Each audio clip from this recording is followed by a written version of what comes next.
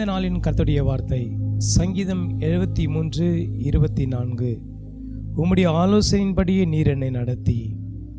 என கருமையான தேவனுடைய பிள்ளைகளே, இந்த வார்த்தையின் பிரகாரம் உம்முடைய ஆலோசனையின்படி நீர் என்னை நடத்தும் என்று சொல்லி தேவனிடத்தில் நம்மை விட்டு கொடுக்கும் பொழுது, உங்கள் மேல் அவருடைய கண்ணை வச்சு நீங்கள் நடக்க வேண்டிய வழி எது என்று உங்களுக்கு காண்பித்து, நீ போக வேண்டிய பாதை எது என்று உங்களுக்கு தென்படுத்தி, கர்த்தருடைய சித்தமான வழியில் ஆண்டவர் உங்களை நடத்துவார்.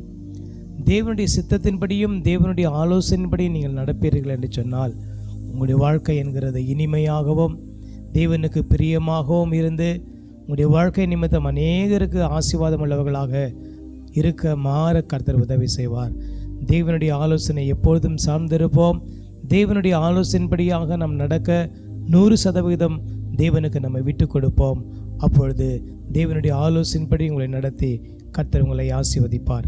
கர்த்தர் தாமே இந்த வார்த்தைகளை ஆசீர்வதிப்பாராக.